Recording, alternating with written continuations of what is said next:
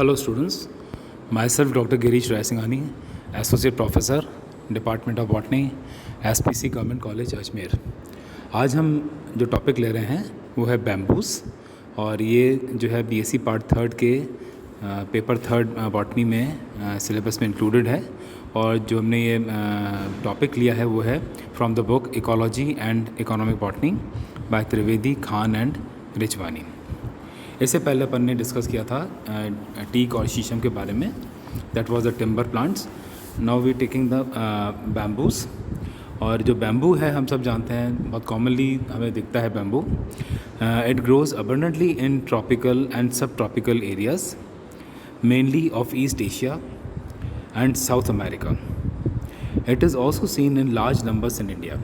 India में भी ये काफ़ी मात्रा में पाया जाता है। ये Myanmar, Sri Lanka, Bangladesh, Malaysia, Indonesia, Australia, China etcetera में भी बैम्बूस कॉमनली पाया जाता है।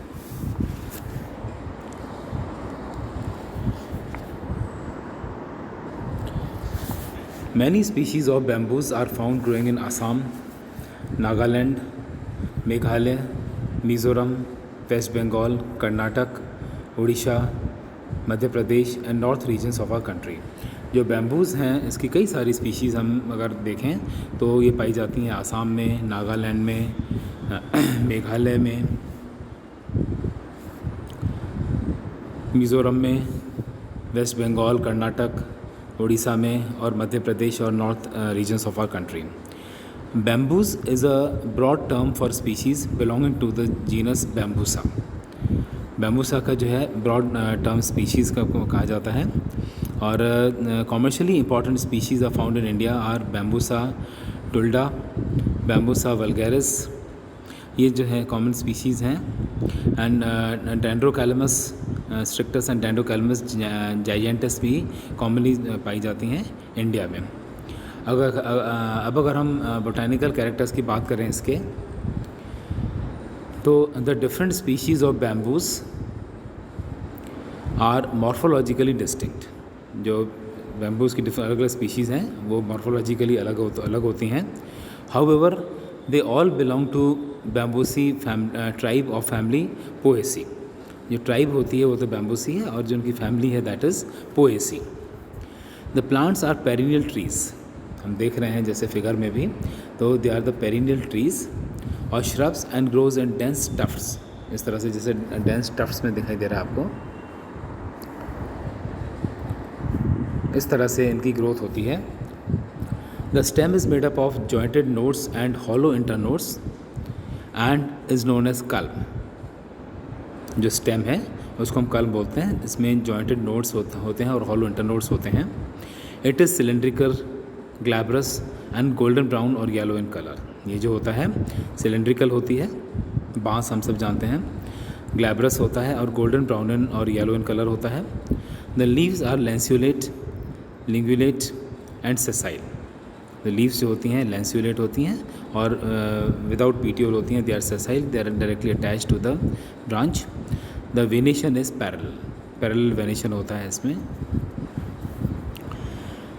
Because they belong to the Poaceae family, so we can see that they have got the parallel venation.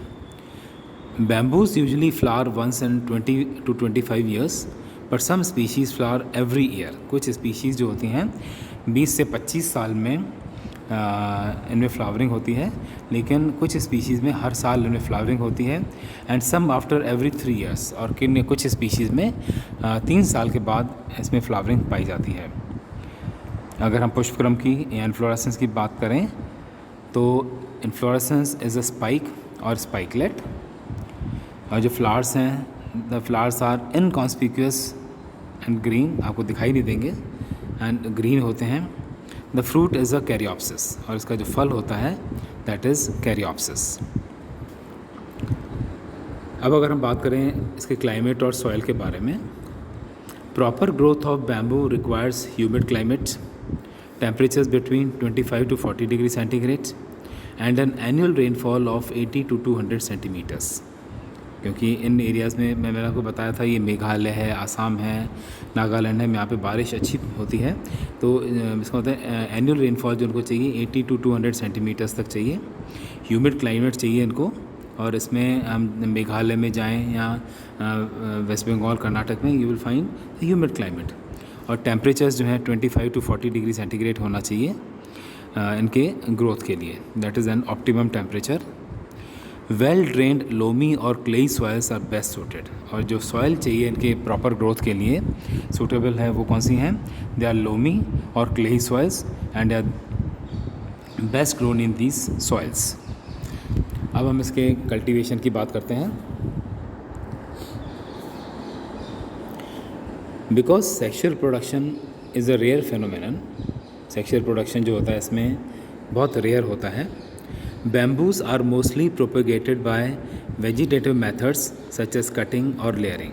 क्योंकि मैंने आपको बताया कि इसमें फ्लावर्स में सेक्शुअल प्रोडक्शन बहुत रेयर होता है, तो बैम्बूज़ को जो प्रोपेगेट किया जाता है, इसको कल्टीवेट किया जाता है, वो बाय अपने वेजिटेटिव मेथड्स के द्वारा, दैट इज़ बाय कटिंग और लेयरिंग। इनकी कटिंग्स को लगाया जाता है इनडायरेक्टली। और prior to the rainy season pits are dug at an interval of 5 to 6 meters. और रेनी सीज़न आने से पहले जो है पिट्स को बनाया जाता है, एक पिट्स को खोदा जाता है और 5 से 6 मीटर पे, और उनको लगाया जाता है। These are filled with organic manure. और इन पिट्स में मैन्योर डाला जाता है, ऑयल केक डाला जाता है and humus rich clayey soil डाली जाती है। और कटिंग्स को आर नाउ प्लांटेड। अब उन कटिंग्स को क्या करते हैं, हम उन पिट्स में डाल देते हैं। The bamboo plant grows rapidly and a number of branches develop by tailoring.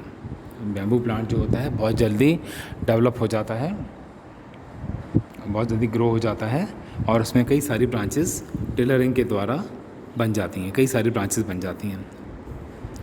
As a result they are seen growing in a dense tufts. और इसी कारण से आपको ये लगेगा कि बहुत ज़्यादा गुच्छे में डेंस टफ्ट्स के अंदर इनकी ग्रोथ हो रही है। They can be put to use after 1 year of age. और 1 साल बाद इसको हम यूज़ कर सकते हैं। तो बैम्बूज़ के तो बहुत सारे यूजेस हैं, मल्टीपल यूजेस हैं इसके। Bamboos have multiple uses such as construction of house. हम सब जानते हैं बांस को जब हम मकानों को कंस्ट्रक्शन करते हैं तो उसमें काम में लिया जाता है। बैम्बू की सीढ़ियाँ बनाई जाती हैं, स्टेयरकेस बनाए जाते हैं, ब्रिजेस बनाए जाते हैं। जब हम कंस्ट्रक्शन करते हैं तो ब्रिज जो बनता है वो भी बांस की लकड़ियों से बनता है। फेंसेस बनती हैं और पोल्स बनते हैं, पोल को भी बैम्बू की लकड़ी से बनाया जाता है। और हम कई सारे बहुत अच्छे कंस्ट्रक्टिव काम भी इसके द्वारा कर सकते हैं। उसके अलावा बैम्बूज जो हैं मैट्स बनाने में, स्टिक्स बनाने में, ट्रैशेस बनाने में, बास्केट्स बनाने में, अम्ब्रेला हैंडल्स वगैरह बनाने में। अम्ब्रेला हैंडल्स भी होते हैं, आपने देखा होगा पुराने ज़माने में जो अम्ब्रेलास बनती थी वो लकड़ी के हैंडल से बनती थी, तो उनको बनाने में भी बैम्बूज़ का इस्तेमाल किया जाता है। Bamboo furniture such as sofa set, tables and chairs are very popular. और हम जो लेटेस्ट फैशन भी देखते हैं, इवन दो बैम्बू का जो फर्नीचर है बैम्बू से बनाया जाता है, सोफ़ा सेट, टेबल्स और चेयर्स जो होती हैं वो बहुत ही कॉमनली या पॉपुलर हैं। Bamboos are used for thatching purpose. Bamboos को थैचिंग पर्पस के लिए भी काम में लिया जाता है। और उसके बाद they are used as raw material for paper industry. और पेपर इंडस्ट्री में भी इनका बहुत बड़ा योगदान है, तो क्योंकि इनको as a raw material use किया जाता है पेपर इंडस्ट्री में। So this was all about the bamboos. और नेक्स्ट लेक्चर में हम लेंगे आपका next topic, that is firewood.